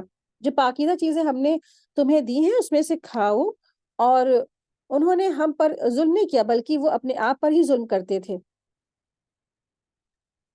اور جب ان سے کہا گیا کہ تم اس بستی میں ٹھہرو اور اس میں جہاں سے جی چاہو کھاؤ پیو اور کہو حطتن، اور سجدہ کرتے ہوئے دروازے سے داخل ہونا، تو ہم تمہاری خاطر تمہاری خطاؤں کو معاف کر دیں گے، پھر ہم نیکی کرنے والوں کو اور زیادہ دیں گے. پھر ان میں سے جن لوگوں نے ظلم کیا تھا انہوں نے اس لفظ کا جس کا انہیں حکم دیا تھا یعنی حطتن کہنے کا بدل دیا، الٹ بدل کر دیا. تو تب ہم نے آسمان سے ان کے اوپر عذاب بھیجا. یعنی کہ انہوں نے کیا کہا تھا؟ حبتن حبتن، گندم دیجیے، دانا دیجیے، اناج دیجیے. مطلب انہوں نے اتنی سرکشی کی مغفرت کی دعا بھی نہیں کی. تو اللہ تبارک تعالیٰ فرما رہے کہ ہم نے آسمان سے ان پر عذاب بھیجا، اس لیے کیونکہ وہ ظالم تھے، ظلم کرتے تھے. اور اے نبی صلی اللہ علیہ وسلم، ان بستی سے، یعنی کہ یہاں پہ جو ذکر ہے اس کا مدینے کا ہے، اے نبی صلی اللہ علیہ وسلم ان مدینے کے یہودیوں سے اس بستی یعنی ایلا کے بارے میں پوچھئے جو سمندر کے کنارے پر موجود تھی. اور جب یہ لوگ سبت یعنی سیٹرڈے کے دن کے بارے میں حد سے گزر جاتے تھے، اور جبکہ ان کے سبت کے دن ان کی مچھلیاں ان کے پاس ظاہر ہو کر آ جاتی تھی، اور جس دن ان کا ہفتہ نہ ہوتا تھا تو ان کے پاس وہ نہیں آتی تھی. اسی طرح انہیں آزمایا گیا، اسی لیے کہ وہ نافرمانی کرتے تھے. یعنی کہ اب دوسرا یہاں سے واقعہ شروع ہو گیا. دراصل یہ بھی بنی اسرائیل کی قوم تھی یہ، لیکن سبت کے واقعے والا کا یہاں پہ ذکر ہے. تو اللہ سبحانہ تعالیٰ نے ان لوگوں کو پابندی کی تھی، احکامات تھے ان کے، کہ ان کو جو سیٹرڈے کا دن ہے انہیں کوئی بھی بزنس، تجارت، کاروبار کچھ بھی نہیں کرنا، انہیں صرف عبادت کرنا ہے. لیکن ان کی بھی آزمائش تھی کہ سیٹرڈے کے دن مچھلیاں جو تھی سمندر میں باہر، مطلب کہ اوپر آ جاتی تھی، کیونکہ ان کا جو معاشی کاروبار تھا وہ فشنگ کرنا تھا، فش پکڑ کے بازار میں سپلائی کرنا تھا. اب کوئی مچھوارا ہے، اس کے سامنے بہت ساری مچھلیاں آ جائیں گی تو کیا ہوگا؟ تو وہ تو بالکل لیلوٹ ہو جاتا ہے نا. تو پھر ان کی بھی یہی آزمائش تھی کہ جس دن اللہ نے روکا اسی دن مچھلیاں زیادہ ابھر کے پانی بھی دکھ رہی ہیں. تو ان لوگوں نے کیا کیا؟ ہیلے بہانے کیے. یعنی کہ سیٹرڈے کو اللہ نے روکا، اس اللہ کا حکم تھا، لیکن انہوں نے فرائیڈے کو ہی یہ جو ہے نا نیٹ لگا دیتے تھے، یا جو چیزوں سے پکڑی جاتی ہے فشنگ اس طرح سے وہ لگا دیتے تھے، اور جا کے سنڈے کو نکال لیتے تھے. اس طریقے سے انہوں نے اللہ تعالیٰ کے احکام میں ہیلے بہانے بنائے. یعنی کام وہی کیا، لیکن کیا کیا؟ مطلب دن بدل دیے. لیکن اصل بات کیا ہے؟ اللہ کے حکم کی نافرمانی. اللہ نے جس کام سے روکا انہوں نے وہی کام کیا، ہفتے کا شکار مطلب کہ اس کو لے لیا. یہ اللہ کی آزمائش میں کیا ہو گئے؟ فیل ہو گئے. تو اس بستی کے بارے میں مفسرین کہتے ہیں کہ اس بستی کا نام کیا تھا؟ ایلا تھا. اور یہ جو بستی ہے وہ مدین اور طور کے پہاڑ کے درمیان دریائے کلزم کے کنارے پر تھی. ٹھیک ہے، تو یہ جو بستی کہاں پر تھی؟ مدین اور طور کے پہاڑ کے درمیان دریائے کلزم کے کنارے پر یہ موجود تھی. اور جب ان میں سے ایک گروہ نے کہا تم ایسے لوگوں کو واز یعنی نصیحت کیوں کرتے ہو جنہیں اللہ تعالیٰ ہلاک کرنے والا ہے یا سخت عذاب دینے والا ہے؟ تو انہوں نے جواب دیا اس لیے کہ ہم تمہارے رب کے سامنے عذر کر سکیں اور شاید کہ وہ اللہ سے ڈر جائے. پھر جب انہوں نے وہ باتیں بھلا دی جن کی ان کے نصیحت کی گئی تھی تو ہم نے ان لوگوں کو نجات دی اور برے کام سے جو روکتے تھے، اور ہم نے ان لوگوں کو بہت برے عذاب کے ساتھ پکڑ لیا جنہوں نے زیادتی کی تھی، اس لیے کہ وہ نافرمانی کرتے تھے. پھر جب انہوں نے اس معاملے میں سرکشی کی جس سے انہیں روکا گیا تھا تو ہم نے ان سے کہا کہ تم ہو جاؤ ذلیل بندر. اور آپ دیکھیں کہ یہاں پر اللہ سبحانہ تعالیٰ نے فرمایا نا کہ تم ہو جاؤ ذلیل بندر. تو دراصل یہ عذاب والی ایک بیماری تھی جس سے ان کے چہرے مسخ کر کے ان کے چہرے بندر جیسے کر دیے گئے تھے. تو بہت سے لوگوں کا ماننا یہ ہے کہ جو یہ بندر ہیں یہ بھی کیا یہ وہی ہے؟ تو دراصل یہ نہیں ہے، کیونکہ عذاب والی قوم ہوتی ہے اللہ تبارک تعالیٰ ان کو ختم کر دیتے ہیں. یہ 3-4 دن یا ہفتے بھر ہی زندہ رہے، پھر اللہ تبارک تعالیٰ نے ان سب کو ختم کر دیا. اور اے نبی صلی اللہ علیہ وسلم یاد کرو جب آپ کے رب نے یہود کو خبردار کر دیا تھا کہ وہ قیامت تک ان پر ایسے شخص کو ضرور مسلط رکھے گا جو انہیں سخت عذاب کا مزہ چکھاتا رہے گا. بے شک آپ کا رب بہت جلد سزا دینے والا ہے، اور بے شک وہ بہت بخشنے والا اور نہایت رحم کرنے والا ہے. اور ہم نے ان کے قبیلوں میں بانٹ کر زمین میں پھیلا دیا، اور ان میں سے کچھ نیک تھے اور ان میں سے کچھ اس کے علاوہ یعنی برے اعمال والے تھے. اور ہم نے انہیں خوشحالی اور بدحالی کے ساتھ آزمایا شاید کہ وہ اللہ تعالیٰ کی طرف لوٹ آئے. پھر اس کے بعد وہ نا اہل یعنی نالائق اور غلط لوگ ان کے جانشی بنے جو کتاب کے وارث ہوئے اور دنیا کا سامان لیتے تھے اور کہتے تھے کہ جلد ہمیں بخش دیا جائے گا. مگر ان کا حال یہ ہے کہ اگر اس جیسا گھٹیا سامان ان کے پاس آ جائے تو وہ بغیر کسی شرم کے لے لیں. کیا ان سے کتاب میں یعنی تورات میں پختہ وعدہ لیا گیا ہے کہ اللہ تعالیٰ کے بارے میں حق کے سوا کچھ بھی کہیں؟ حالانکہ انہوں نے پڑھ لیا ہے جو کچھ اس میں اور آخرت کا گھر ان لوگوں کے لیے بہت بہتر ہے جو پرہیزگاری اختیار کرتے ہیں۔ کیا پھر تم سمجھتے نہیں؟ آیت دیکھیں، آیت نمبر 170، جو لوگ کتاب کو مضبوطی سے پکڑتے ہیں اور نماز قائم کرتے ہیں۔ مضبوطی سے کتاب کو پکڑنا، اس سے مراد یہ ہے کہ اللہ کے احکامات کو مان جانا، اللہ تعالیٰ کے احکامات پر عمل کرنا۔ ادخلوا فی السلم کافہ، یعنی کہ اللہ تعالیٰ کے احکامات سارے کے سارے کیا کرنا، نافذ کرنا اپنی زندگی میں۔ تو یہ ہوتا ہے کتاب کو مضبوطی سے پکڑنا۔ اللہ تبارک تعالیٰ فرما رہے جو لوگ کتاب کو مضبوطی سے پکڑتے ہیں اور نماز قائم کرتے ہیں تو بے شک ہم نیک کام کرنے والوں کا اجر ضائع نہیں کرتے ہیں۔ اور جب ہم نے ان کے سروں پر پہاڑ اٹھا کھڑا کیا، گویا وہ ایک سائبان تھا، تو انہوں نے خیال کیا یقیناً وہ ان پر گرنے والا ہے۔ تو ہم نے اس تورات کو جو ہم نے تمہیں دی ہے مضبوطی کے ساتھ پکڑو، جو کچھ اس میں ہے اس کو یاد رکھو تاکہ تم بچ جاؤ۔ اور اے نبی صلی اللہ علیہ وسلم یاد کیجئے جب آپ کے رب نے آدم کی اولاد کی پشتوں سے ان کی اولاد کو نکالا تھا اور انہیں ان کی جانوں پر گواہ بنایا تھا، کیا میں تمہارا رب نہیں؟ تو انہوں نے کہا کیوں نہیں، ہم گواہی دیتے ہیں۔ تو اللہ تبارک تعالیٰ نے اسی لیے کہا کہ تم قیامت کے دن یہ نہ کہنا کہ ہم تو اس بات سے بے خبر تھے۔ ٹھیک ہے، تو اللہ سبحانہ تعالیٰ یہاں پر عہد الست سارے انسانوں کو یاد دلا رہے ہیں۔ دراصل یہ عہد الست کہلاتا ہے، یہ عہد الست حضرت آدم علیہ السلام کی تخلیق کے بعد ان کی پشت سے ہونے والی تمام اولاد سے لیا گیا۔ حدیث میں اس طرح آتا ہے کہ عرفہ والے دن نعمان جگہ میں اللہ تعالیٰ نے اصلاب آدم سے عہد یعنی میثاق لیا، پس آدم کی پشت سے ان کی ہونے والی تمام اولاد کو نکالا اور اس کو اپنے سامنے پھیلا دیا اور اس سے پوچھا کیا میں تمہارا رب نہیں؟ سب نے کہا بلا شہیدنا، کیوں نہیں، ہم گواہی دیتے، یعنی آپ میرے رب ہیں۔ تو ہم سب رب ہونے کی گواہی دیتے ہیں۔ یہ مسند احمد کی حدیث میں سے ہے۔ تو اس طرح سے جتنا بھی دنیا میں سارے کے سارے انسان ہیں، سارے کے سارے لوگوں نے اللہ سے وعدہ کیا ہوا ہے کہ اللہ ہی ان کا کیا ہے، رب ہے، یہ فطرت میں ہے توحید۔ لیکن نا انسان جب پیدا ہوتا ہے تو اس کے ماں باپ اس کو یہودی، نصرانی یا مشرک بنا دیتے ہیں۔ ہر انسان کی فطرت میں کیا ہے، توحید ہے۔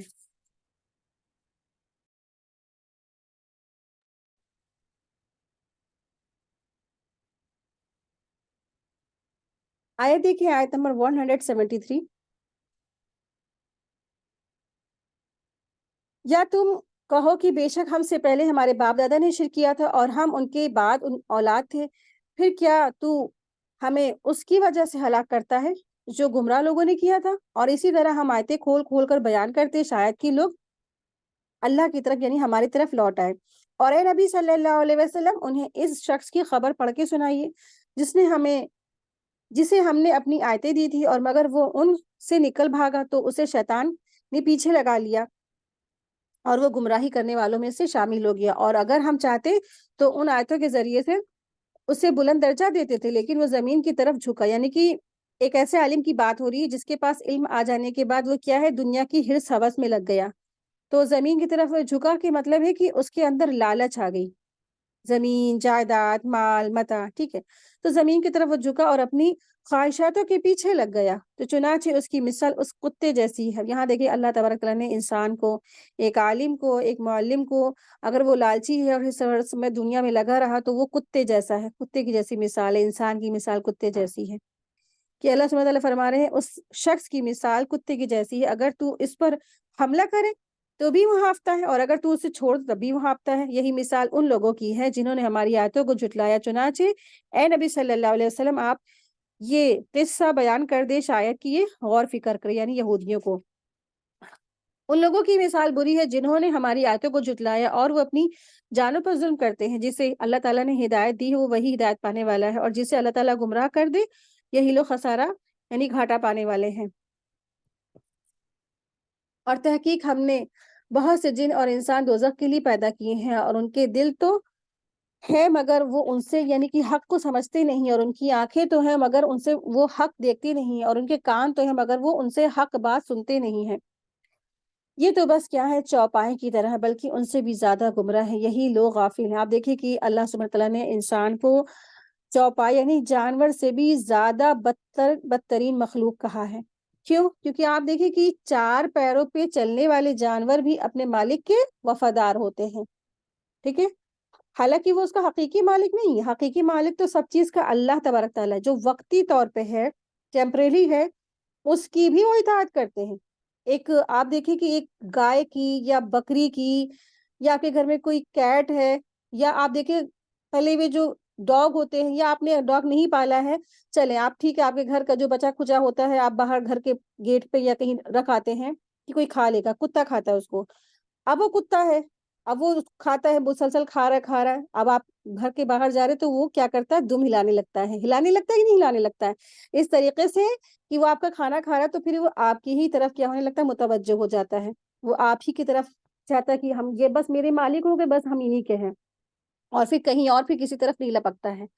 ایک بلی ہے وہ بھی اپنے مالک کی وفادار ہوتی ہے، ایک بکری ہے وہ بھی اپنے مالک کی وفادار ہوتی ہے، لیکن انسان کیا ہے؟ انسان ان سب سے کہیں زیادہ غیر گزرا ہے، کیونکہ وہ اپنے حقیقی مالک کی نہ ہو کر کے کن لوگوں کے ہو جاتے ہیں؟ غیر اللہ کے ہو جاتے ہیں، انبیاء کے ہو جاتے ہیں، پیر ولی اولیاء کے ہو جاتے ہیں، ان سب کے آگے نظر نیاز چڑھائے جاتے ہیں، اور اللہ تعالیٰ کے ساتھ اوروں کو شریک ٹھہراتے ہیں۔ تو اسی لیے اللہ سبحانہ تعالیٰ نے فرمایا کہ یہ جو چوپایوں کی طرح بلکہ ان سے بھی زیادہ بدتر ہیں، ان سے بھی زیادہ گمراہ ہیں، یہی لوگ کیا ہیں؟ غافل ہیں، غفلت میں پڑے ہوئے ہیں۔ آیت دیکھیں، آیت نمبر 180۔ اور اللہ تعالیٰ ہی کے لیے اچھے اچھے نام ہیں، لہٰذا تم ان ناموں سے اس کو پکارو اور چھوڑ دو ان لوگوں کو جو اس کے نام میں ٹیڑھ تلاش کرتے ہیں، یعنی کہ ٹیڑھ غلط روش اختیار کرتے ہیں، وہ جو کچھ کر رہے ہیں جلدی اس کی سزا وہ پائیں گے۔ تو اللہ سبحانہ تعالیٰ فرما رہے ہیں اللہ تبارک تعالیٰ کے نام کیا ہے؟ اچھے اچھے، یہاں پہ اسماء الحسنیٰ کی بات ہو رہی ہے۔ تو رسول اللہ صلی اللہ علیہ وسلم نے فرمایا اللہ تعالیٰ کے 99 نام ہیں جو انہیں کوئی بھی شخص اگر یاد کرے گا تو وہ جنت میں داخل ہوگا، ٹھیک ہے؟ اور اللہ تعالیٰ کیا ہے؟ طاق یعنی بے جوڑ ہے، اور وہ طاق کو پسند کرتا ہے۔ یہ صحیح بخاری کی حدیث نمبر 6410، آیت 181۔ اور جنہیں ہم نے پیدا کیا ان میں سے ایک گروہ ہے جو حق کا راستہ بتاتے ہیں اور اسی کے ساتھ انصاف کرتے ہیں، اور جن لوگوں نے ہماری آیتوں کو جھٹلایا ہم ضرور انہیں دھیرے دھیرے پکڑیں گے، یا جہاں سے انہیں علم تک نہ ہوگا، اور میں انہیں مہلت دیتا ہوں، بے شک میری تدبیر نہایت مضبوط ہے۔ کیا انہوں نے غور نہیں کیا کہ ان کے ساتھی یعنی نبی صلی اللہ علیہ وسلم کوئی جنونی یعنی دماغی خلل نہیں ہے، وہ تو صاف صاف اللہ کے عذاب سے ڈرانے والے ہیں۔ کیا انہوں نے آسمان اور زمین کی بادشاہی میں اور جو چیزیں اللہ نے پیدا کی ہیں ان کو نظر نہیں ڈالی انہوں نے، اور اس پر انہوں نے غور نہیں کیا؟ شاید ان کی موت قریب آ گئی ہو، پھر اس قرآن کے بعد وہ کس بات پر ایمان لائیں گے؟ یعنی اللہ تبارک تعالیٰ نے اتنا بڑا معجزہ عطا فرما دیا، یہ قرآن جیسی نعمت عطا فرمائی، جب اتنی بڑی نعمت ان کے بیچ میں ہے، جب اس پر ایمان نہیں لائے تو اس کے بعد کون سا معجزہ تمہیں چاہیے بھائی؟ تم کس پر ایمان لاؤ گے؟ اللہ سبحانہ تعالیٰ فرما رہے پھر اس قرآن کے بعد وہ کیا چیز چاہتے ہیں جس پہ وہ ایمان لائیں گے؟ آئے دیکھیں آیت نمبر 185، جسے اللہ گمراہ کر دے اسے کوئی ہدایت دینے والا نہیں، اور جنہیں وہ چھوڑ دے وہ اپنی سرکشی میں بھٹکتے پھرتے ہیں۔ اے نبی صلی اللہ علیہ وسلم، وہ لوگ آپ سے قیامت کے بارے میں سوال کرتے ہیں کہ آپ اس کے ظاہر ہونے کا وقت کون سا ہے، تو کہہ دیجئے اس کا علم تو میرے رب ہی کے پاس ہے، وہی اسے اپنے وقت پر ظاہر کرے گا۔ وہ آسمان اور زمین میں بھاری ہوگی، یعنی کہ ایک بھاری چیز ہوگی، وہ قیامت تمہارے پاس بس اچانک ہی آ جائے گی۔ وہ لوگ آپ سے سوال کرتے ہیں جیسے آپ اس وقت بخوبی جس سے واقف ہو، تو کہہ دیجئے اس کا تو علم صرف اللہ تعالیٰ کے پاس ہے، لیکن اکثر لوگ نہیں جانتے۔ یعنی کہ آپ صلی اللہ علیہ وسلم سے کفار مکہ ہیں، وہ لوگ اس طرح سے سوالات کرتے تھے ہر چیز کے بارے میں، قیامت کے بارے میں، تمام چیزوں کے بارے میں، تو اللہ تبارک تعالیٰ فرما رہے کہہ دیجئے اس کا علم تو صرف اللہ کے پاس ہے۔ رسول اللہ صلی اللہ علیہ وسلم عالم الغیب نہیں تھے، عالم الغیب تو اللہ تبارک تعالیٰ ہے۔ آیت 188، کہہ دیجئے میں اپنی جان کے لیے نفع اور نقصان کا اختیار نہیں رکھتا مگر جو اللہ چاہے، اور میں غیب جانتا ہوں تو بہت سی بھلائیاں حاصل کر لیتا ہوں، یعنی اور اگر میں غیب جانتا ہوتا تو بہت سی بھلائیاں حاصل کر لیتا اور مجھے کوئی تکلیف نہیں پہنچتی۔ میں تو ڈرانے والا ہوں اور خوشخبری سنانے والا ہوں ان لوگوں کو جو ایمان لاتے ہیں۔ تو آپ صلی اللہ علیہ وسلم نے خود فرما دیا کہ میں کیا ہے، میں خود جو ہے غیب جاننے والا نہیں، اگر میں غیب جانتا ہوتا تو بہت سی بھلائی حاصل کر لیتا۔ یہ کفار مکہ ان سب کو کیا کرتا؟ نیز نابود کر دیتا، یہ غزوہ احد، غزوہ تبوک، غزوہ بدر یہ سب نہ ہوتی یہ سب بھلائیاں، اور پھر آپ صلی اللہ علیہ وسلم نے اتنے تکلیفیں اٹھائیں، ان کے جو دانت مبارک ہیں یہ سب شہید ہو گئے، اتنے سارے صحابہ شہید ہو گئے، اتنی تکلیفیں پریشانیاں مشقت پھر کیوں اٹھاتے؟ کیونکہ غیب علم ہے، اور وہ سب پھر اسی حساب سے اپنے پلاننگ کر کر کے سارے کام کر لیتے۔ تو آپ صلی اللہ علیہ وسلم فرما رہے ہیں کہ میں غیب نہیں جانتا، اگر میں جانتا ہوتا تو میں ساری بھلائیاں حاصل کر لیتا اور کوئی تکلیف مجھے پہنچتی نہیں۔ میں تو صرف کیا ہوں، صرف اور صرف آپ صلی اللہ علیہ وسلم کیا تھے؟ بشیر اور نذیر تھے، خوشخبری دینے والے تھے اور ڈرانے والے تھے۔ آیت دیکھیں، آیت نمبر 189، وہی تو ہے جس نے تمہیں ایک جان سے یعنی آدم سے پیدا کیا اور اس نے اس کا جوڑا بنا دیا تاکہ وہ اس سے سکون حاصل کرے، پھر جب اس نے بیوی سے صحبت کی تو اسے ہلکا سا حمل ہو گیا، اور تو وہ اسے لیے پھرتی رہی، پر جب وہ بوجھل ہو گئی تو ان دونوں نے اپنے رب سے دعا کی، یعنی اللہ سے دعا کی کہ اگر تو نے ہمیں تندرست بچہ دیا تو ہم ضرور تیرے شکر گزاروں میں سے ہوں گے۔ چنانچہ جب انہیں تندرست بچہ دیا گیا تو انہوں نے اس بچے میں جو اللہ نے انہیں دیا تھا اس کے شریک ٹھہرا لیے، حالانکہ یہ تو اللہ تعالیٰ اس سے بہت بلند ہے، اور وہ جو شرک کرتے، یعنی کہ اللہ سے پہلے انہوں نے دعائیں کی اور بچے کی، اور بچہ جب صحیح سلامت ہو گیا، پھر کیا کیا؟ جب بچہ پیدا ہو گیا تو پھر کیا کیا؟ انہوں نے غیر اللہ کے آستانوں پہ جا کے شکرانے ادا کیے کہ ہمیں فلاں نے دیا، ہمیں فلاں نے دیا، وہاں پہ نظر نیاز، چڑھاوے، قربانیاں، حقیقہ، یہ سب کچھ کرتے ہیں نا لوگ۔ تو اسی طرف اشارہ ہے۔ آیت دیکھیں، آیت نمبر 191، کیا وہ ان کو یعنی اللہ کے شریک ٹھہراتے ہیں جو کوئی چیز بھی پیدا نہیں کرتے، جبکہ وہ تو خود ہی پیدا کیے گئے ہیں، اور وہ ان کی یعنی مشرک لوگوں کی مدد کرنے کی طاقت نہیں رکھتے اور نہ اپنی مدد کر ہی سکتے، یعنی کہ جو مشرکوں کو یہ عبادت کر رہے ہیں، وہ مشرک تو ایسے ہیں کہ وہ لوگوں کی مدد کر ہی نہیں سکتے ہیں، اور ہر ایک کی مدد کرنے والا، ہر چیز کا کارساز تو صرف اللہ تبارک تعالیٰ۔ آیت دیکھیں، آیت نمبر 193، اور اگر تمہیں ہدایت کی طرف بلاؤ، اور اگر تم انہیں ہدایت کی طرف بلاؤ تو وہ تمہاری پیروی نہیں کریں گے، تمہارے لیے برابر ہے کہ تم انہیں ہدایت کی طرف بلاؤ یا خاموش رہو۔ اے مشرکو، بے شک وہ لوگ جنہیں تم اللہ کے سوا پکارتے ہو وہ تم ہی جیسے بندے ہیں، جب تم ان کو پکارو تو انہیں تمہاری پکار کا جواب دینا چاہیے اگر تم سچے ہو۔ اے نبی صلی اللہ علیہ وسلم، لوگوں میں سے پوچھئے کیا ان کے معبودوں کے ایسے پاؤں ہیں کہ ان سے وہ چلتے ہیں؟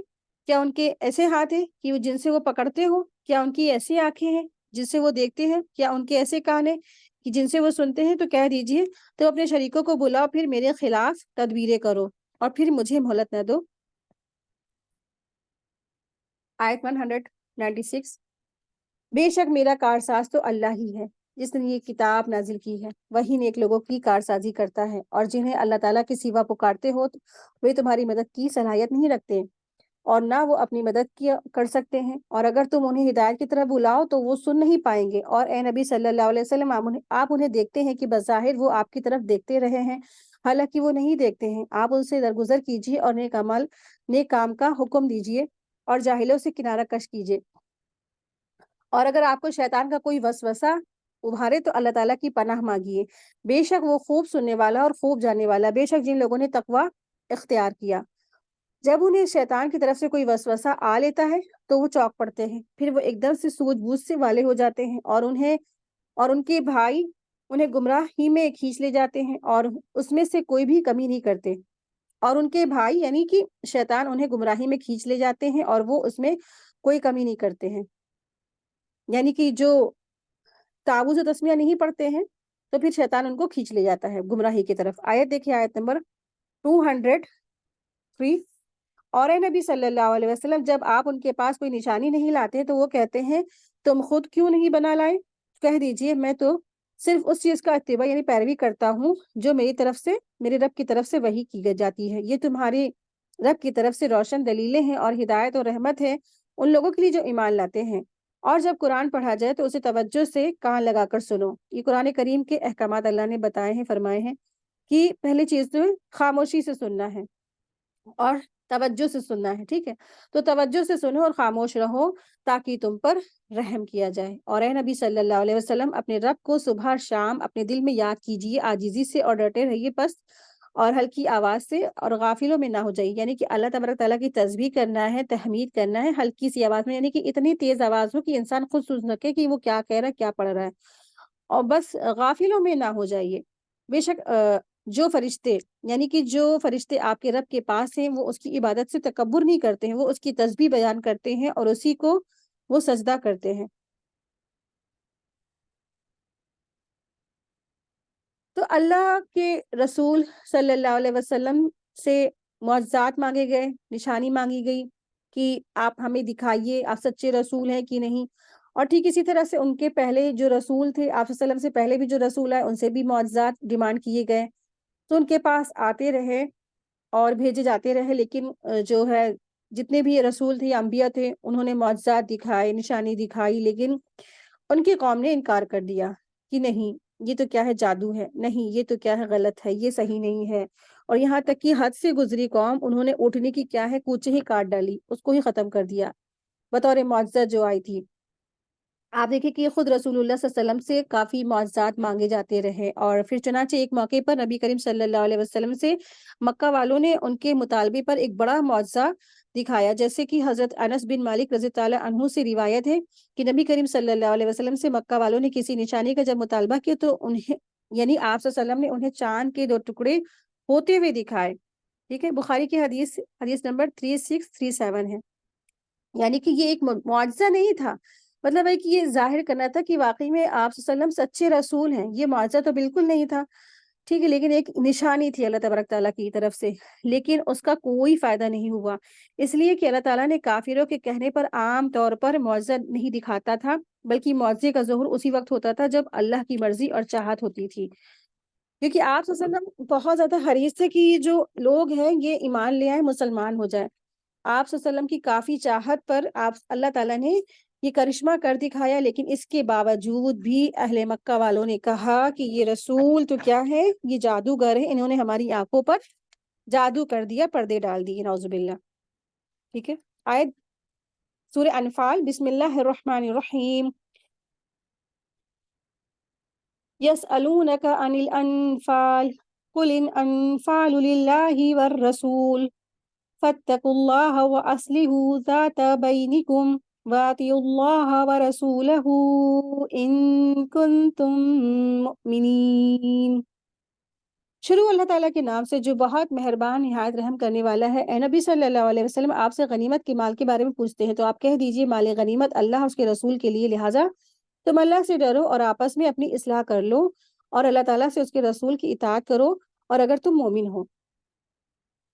تو دراصل یہ سورہ انفال ہے، اور انفال دراصل نفل کی جمع ہے، اور جس کے معنی ہوتے ہیں ذاتی کے ہیں۔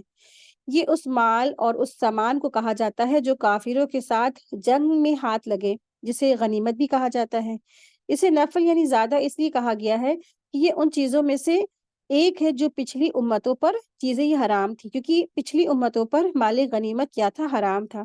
اللہ تبارک تعالیٰ نے امت محمدیہ پر یہ ایک زائد چیز حلال کی گئی ہے، ٹھیک ہے، تو یہ اللہ تعالیٰ کی طرف سے ایک زائد چیز حلال کی گئی، تو اس لیے یہ جہاد کے اجر سے ہے، اور ایک زائد چیز ہے جو بعض دفعہ دنیا میں ہی مل جاتی ہے، ٹھیک ہے۔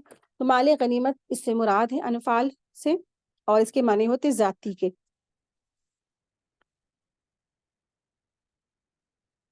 آیت 2،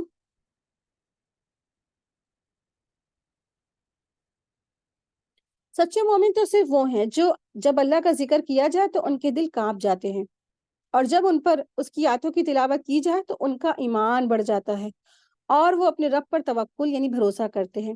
تو سچے مومنوں کی علامت بتائی جا رہی ہے کہ کیا صفات ہے ان کی، جب ان کے سامنے اللہ کا ذکر کیا جاتا ہے تو ان کے دل کیا ہو جاتے ہیں، کانپنے لگتے ہیں، کانپ اٹھتے ہیں، ان کو اللہ یاد آ جاتا ہے، آخرت یاد آ جاتی ہے، اپنی جزا سزا کے بارے میں وہ خوف زدہ رہتے ہیں اور امید بھی رکھتے ہیں، اور جب ان پر نا ان کی یعنی اللہ کی اس قرآن کریم کی آیتیں تلاوت کی جاتی ہیں تو ان کا ایمان بڑھ جاتا ہے۔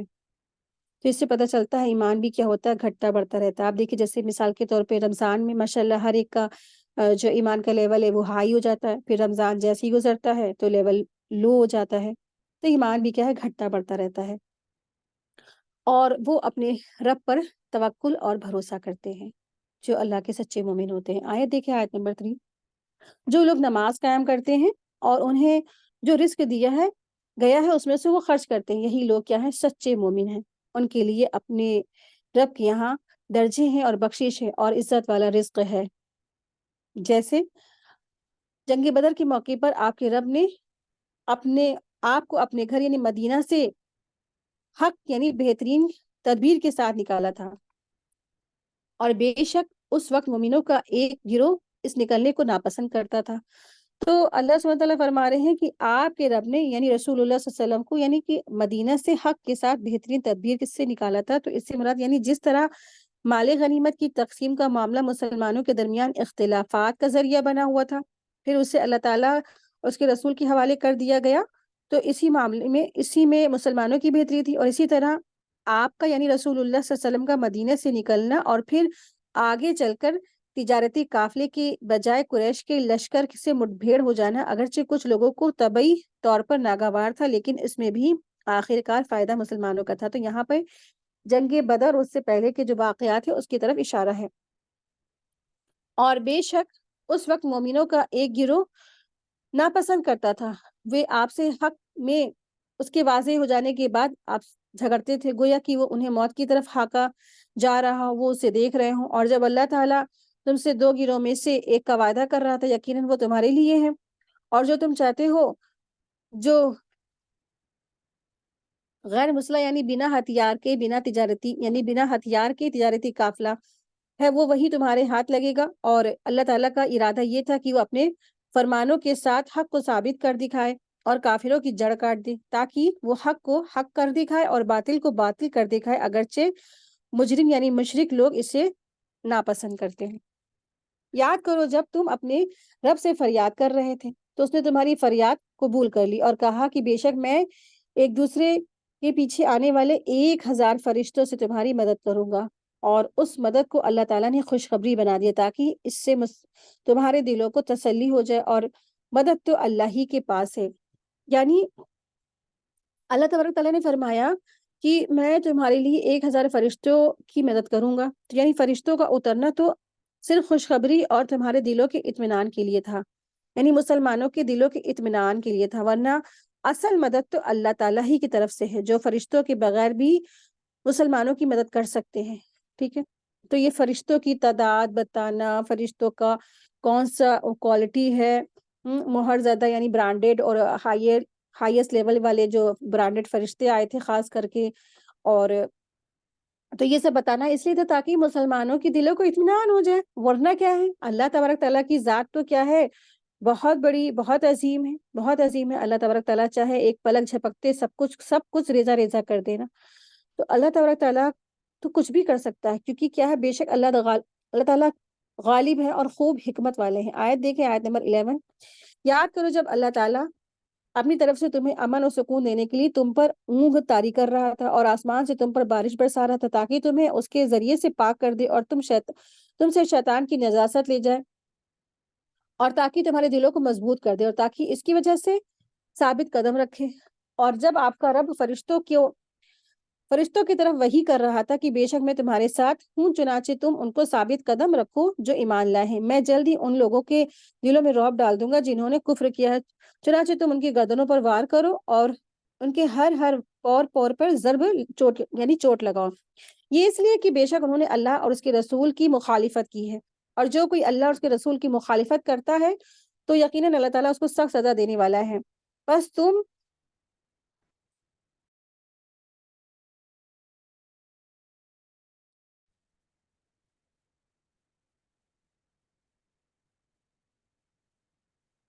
बस तुम ये सजा चखो, और बेशक काफिरों के लिए दोजख का अजाब तैयार है। ए ईमान वालो, जब तुम्हारा उन लोगों के लश्कर से मुकाबला हो जिन्होंने कुफ्र किया, तो तुम उनसे पीठ फेर कर ना भागो, और जो शख्स उस दिन से उनसे पीठ फेर कर भागेगा, सिवाय उस शख्स के जो लड़ाई के लिए पैतरा बदलने वाला हो या किसी गिरोह की पनाह लेने वाला हो, तो यकीनन वो अल्लाह ताला का गजब लेकर लौटा, और उसका ठिकाना जहन्नम है, और वो लौटने की बुरी जगह है।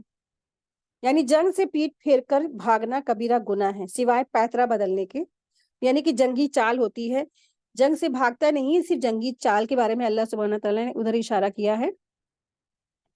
آیت دیکھیے، آیت نمبر 17، چنانچہ تم انہیں قتل نہیں کیا، تم نے انہیں قتل نہیں کیا بلکہ اللہ نے انہیں قتل کیا ہے، اور جب آپ نے یعنی رسول اللہ صلی اللہ علیہ وسلم نے مٹھی بھر خاک ان کی طرف پھینکی تھی تو وہ آپ نے نہیں پھینکی بلکہ اللہ تعالیٰ نے پھینکی، تاکہ وہ مومنوں کو اپنی طرف سے اچھے انعام سے نوازے۔ بے شک اللہ تعالیٰ خوب سننے والا، خوب جاننے والا۔ یہ بات تھی، اور بے شک اللہ کافروں کی چال کمزور کرنے والا ہے۔ اور اگر تم فیصلہ مانگتے ہو تو فیصلہ تمہارے سامنے آ گیا ہے، اب اگر تم باز آ جاؤ تو وہ تمہارے حق میں بہتر ہے، اور اگر تم دوبارہ کرو گے تو ہم بھی پھر اسی طرح کریں گے، اور تمہاری جماعت اگرچہ زیادہ ہی ہو وہ تمہیں ہرگز فائدہ نہیں دے گی، اور بے شک اللہ تعالیٰ مومنوں کے ساتھ ہے۔ اے ایمان والو، اللہ اور اس کے رسول کی اطاعت کرو اور اس سے منہ نہ پھرو جبکہ تم سن رہے ہو، اور تم ان لوگوں کی طرح نہ ہو جانا جنہوں نے کہا کہ ہم نے سن لیا حالانکہ وہ سنتے نہیں تھے۔ بے شک اللہ تعالیٰ کے نزدیک زمین پر چلنے والے میں بدترین وہ ہیں بہرے گونگے ہیں جو عقل نہیں رکھتے ہیں، اور اگر اللہ تعالیٰ ان سے کوئی بھلائی پاتا تو انہیں وہ ضرور سننے کی توفیق دیتا، اور اگر انہیں سننے کی توفیق دے دیتا تو وہ ضرور منہ پھیر کر بھاگ جاتے۔ اے ایمان والو، تم اللہ اور اس کے رسول کا کہنا مانو جب وہ تمہیں یعنی اس بات کی طرف بلائے، اس معاملے کی طرف بلائے جو تمہیں زندگی بخشتا ہے، اور تم جان لو کہ یقیناً اللہ بندے اور اس کے دل کے درمیان روک ہوتا ہے، یعنی بیچ میں اللہ تبارک تعالیٰ ہوتے ہیں، اور یہ بھی کہ تم اس کے حضور اکٹھے کیے جاؤ گے، اور اس فتنے سے ڈرو جو تم میں سے خاص طور پر صرف ان لوگوں کو نہیں گھیرے گا جنہوں نے ظلم کیا ہے، اور جان لو بے شک اللہ تعالیٰ سخت سزا دینے والا ہے۔ تو ان آیات میں دراصل اللہ کی اور رسول صلی اللہ علیہ وسلم کی اطاعت کا فائدہ بیان کیا گیا ہے، یعنی جو سچا مومن ہوتا ہے اسے ہمیشہ زندگی نصیب ہوتی ہے، اور سچا مومن وہ ہے جو اللہ اور اس کے رسول صلی اللہ علیہ وسلم کا فرما بردار ہے، اور عملی طور پر قرآن اور سنت رسول صلی اللہ علیہ وسلم کی پیروی کرتا ہے۔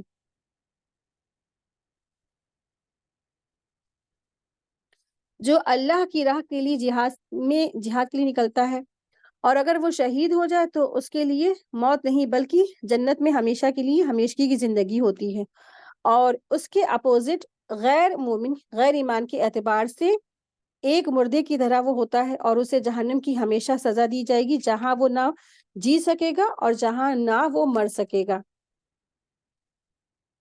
اور یاد کرو جب تم بہت تھوڑے تھے، زمین میں کمزور سمجھے جاتے تھے، تو تم اس بات سے ڈرتے تھے کہ کہیں لوگ تمہیں اچک نہ لے جائیں، تو اللہ تعالیٰ نے تمہیں ٹھکانہ دیا اور اپنی مدد کے ساتھ تمہاری تائید کی، اور تمہیں پاکیزہ چیزوں میں سے رزق دیا تاکہ تم شکر ادا کرو۔ اے ایمان والو، تم اللہ تعالیٰ اور اس کے رسول صلی اللہ علیہ وسلم سے خیانت نہ کرو، اور تم آپس کی امانتوں میں خیانت نہ کرو جبکہ تم جانتے ہو، اور جان لو یقیناً تمہارے مال اور تمہاری اولاد کیا ہے، فتنہ ہے۔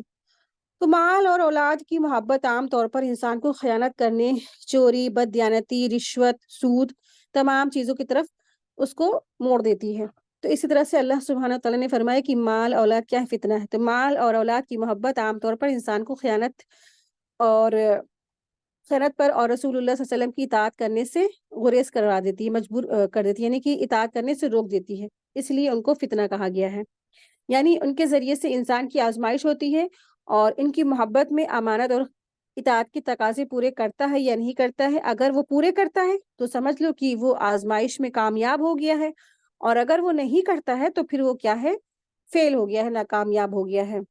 تو اللہ سبحانہ تعالیٰ فرما رہے ہیں کہ یقین جانو تمہارے جو مال ہیں، تمہاری اولاد ہے، کیا ہے، فتنہ ہے۔ مال اگر زیادہ ہے تو فتنہ ہے، مال اگر کم ہے تو بھی فتنہ ہے، ٹھیک ہے، تب بھی آزمائش ہے، کہ بندہ کیا کرتا ہے، ہر ایک کے در در جا کے مانگتا ہے، ناشکری کرتا ہے، رونا روتا ہے، یا اللہ کا شکر گزاری کرتا ہے۔ مال زیادہ ہے تو حقوق العباد ادا کرتا ہے، جہاں اللہ نے حکم دیا وہاں خرچ کرتا ہے، یا صرف اپنے ہی اوپر اسراف اور تفریط میں خرچ کرتا رہتا ہے۔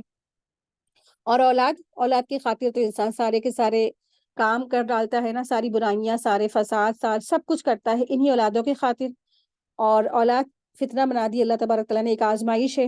تو اگر اولاد کیا ہے، نیک ہے، صالح ہے، اور انسان جو ہے ان کی پرورش حلال مال سے کر رہا ہے، کسی طریقے کا چوری، مکاری، جھوٹ، فریب نہیں کر رہا ہے، تو الحمدللہ وہ آزمائش میں کامیاب ہو گیا۔ لیکن اگر اولاد کیا ہے، اس کی پرورش اچھی نہیں کی، اس کو اچھی تعلیم نہیں دی، اس کو بس دنیاوی بنا کے رکھ دیا ہے، دین سے بہت دور ہے، ایک کلمے کی بھی اس کو معنی معلوم نہیں اور نماز سکھائی نہیں, دنیا داری بس بنا کے رکھ دیا ہے. بڑی سے بڑی پڑھائی تو پڑھائی, لیکن دین نہیں اس کو تعلیم دی. اور پھر اس کی ہائیسٹ ایجوکیشن کے لیے تمام طرح کے چوری ڈکیتی فریبی رشوت جھوٹ مکاری فراڈ سود سب کچھ کیا. تو یہ کیا ہے؟ فیل ہو گیا, یہ آزمائش میں فیل ہو گیا. تو اللہ سبحانہ تعالیٰ فرما رہے ہیں اور جان لو بے شک اللہ تعالیٰ ہی کے پاس بڑا اجر ہے. اے ایمان والو, اگر تم اللہ سے ڈرو تو وہ تمہارے لیے کسوٹی ہے, یعنی حق کی دلیل بنا دے گا اور تم سے تمہاری برائیاں دور کر دے گا اور تمہیں بخش دے گا, اور اللہ تعالیٰ بڑے فضل والا ہے. اور اے نبی صلی اللہ علیہ وسلم یاد کیجئے, جب وہ لوگ جنہوں نے کفر کیا آپ کے بارے میں تدبیر کر رہے تھے تاکہ وہ آپ کو قید کر لے یا آپ کو قتل کر دے یا آپ کو مکہ سے نکال دے, اور وہ تدبیریں کر رہے تھے کہ اللہ تعالیٰ کی بھی تدبیر کر رہا تھا, اور اللہ تعالیٰ بہترین تدبیر کرنے والا. یہ آیت اس طرف اشارہ ہے جب دارالندوہ میں مشرکین مکہ نے رسول اللہ صلی اللہ علیہ وسلم کے خلاف مکہ میں ہی کیا کی سازشیں کی تھی, رسول اللہ صلی اللہ علیہ وسلم کو یا تو قید کر لے یا ان کو جان سے مار دے. پھر تمام انہوں نے پلاننگ کر دی, لیکن اللہ تبارک تعالیٰ فرما رہے کہ اللہ تبارک تعالیٰ سب سے بہترین پلاننگ کرنے والا ہے. اللہ سبحانہ تعالیٰ نے آپ صلی اللہ علیہ وسلم کو ہجرت کروا دی, اور پھر آپ صلی اللہ علیہ وسلم ساتھ خیریت کے مدینہ کی طرف انہوں نے رخ کر لیا, اور اللہ تعالیٰ نے آپ صلی اللہ علیہ وسلم کو ان ساری باتوں کی خبر پہنچوا دی کہ اس طرح سے یہ لوگ پلاننگ کر رہے ہیں. آیت دیکھیں, آیت نمبر 31. اور جب ان پر ہماری آیتیں پڑھی جاتی ہیں تو وہ کہتے ہیں یقیناً ہم نے سن لی, اگر ہم چاہیں تو اس طرح کا کلام ہم بھی کہہ سکتے ہیں. یہ تو کیا ہے, اگلوں کی یعنی پہلوں کی جو گزر گئے ہیں لوگوں کی داستانیں ہیں, اساطیر الاولین کہا تھا انہوں نے.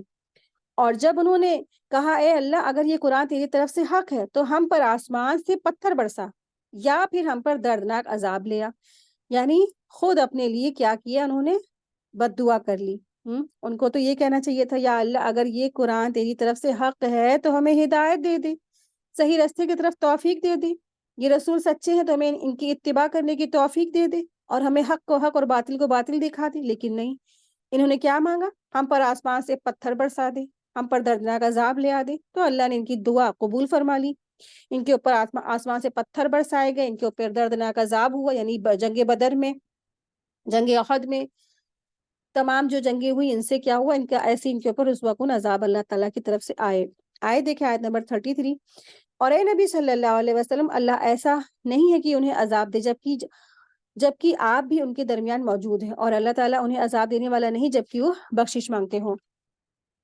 اور ان کے لیے کون سی وجہ ہے کہ اللہ انہیں عذاب نہ دے جبکہ وہ لوگوں کو مسجد حرام سے روکتے ہیں, حالانکہ وہ اس کے متولی نہیں, اس کے متولی تو متقی لوگ ہیں لیکن ان میں اکثر لوگ نہیں جانتے ہیں. اور بیت اللہ کے پاس ان مشرکوں کی نماز کیا ہے, سیٹیاں اور تالیاں بجانے کے سوا کچھ نہیں ہے, چنانچہ تم عذاب چکھو اس کفر کی وجہ سے جو تم کرتے تھے. بے شک جن لوگوں نے کفر کیا وہ اپنے مال خرچ کرتے ہیں تاکہ وہ لوگوں کو اللہ کے راستے سے روک دیں, تو وہ بھی اور مال خرچ کریں گے, پھر ان کے لیے حسرت یعنی افسوس کا سبب ہوگا, پھر وہ لوگ مغلوب ہو جائیں گے. اور جن لوگوں نے کفر کیا وہ جہنم کی طرف اکٹھے کیے جائیں گے تاکہ اللہ تعالیٰ ناپاک کو پاک سے الگ کر دے, اور ناپاک لوگوں کو ایک دوسرے پر اوپر تلے رکھ کر مجموعی ڈھیر لگا دے, پھر انہیں جہنم میں ڈال دے. یہی لوگ خسارہ پانے والے ہیں.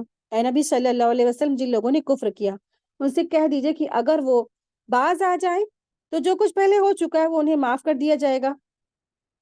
اور یعنی باز آ جانے کا مطلب یہ ہے کہ مسلمان ہونا, جس طرح حدیث میں بھی ہے کہ جس نے اسلام قبول کر کے نیکی کا راستہ اپنا لیا تو اس سے اس کے گناہوں کی باس پرس یعنی پوچھ تاچھ نہیں ہوگی جو اس نے زمانے جاہلیت میں کیے ہوں گے, اور جس نے اسلام لا کر بھی برائی نہیں چھوڑی اس سے اگلے پچھلے سب عملوں کا سوال ہوگا. یہ بخاری کی حدیث نمبر 6921 ہے.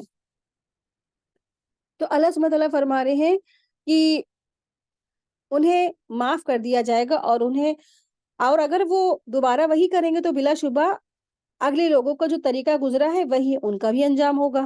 اور تم ان سے لڑو یہاں تک کہ شرک کا یعنی کہ فتنہ نہ رہے, شرک ختم کر دیا جائے اور سارے کا سارا دین اللہ ہی کا ہو جائے. پھر اگر وہ کافر باز آ جاتے ہیں, اور بے شک اللہ تعالیٰ ان کے کاموں کو خوب دیکھ رہا ہے, اور اگر وہ منہ پھیر لے تو جان لو یقیناً اللہ تعالیٰ ہی تمہارا کارساز ہے, اور بہترین کارساز تو اللہ تعالیٰ ہی ہے، یعنی کہ بہترین کارساز اور بہترین مددگار تو اللہ تبارک تعالیٰ ہی ہے۔ اسی کے ساتھ ہی آج کی ہماری کلاس مکمل ہوئی۔ وآخر دعوانا ان الحمد للہ رب العالمین، سبحانک اللہم و بحمدک، اشہد ان لا الہ الا انت، استغفرک و اتوب الیک۔ السلام علیکم ورحمۃ اللہ وبرکاتہ، جزاکم اللہ خیرا کثیرا کثیرا۔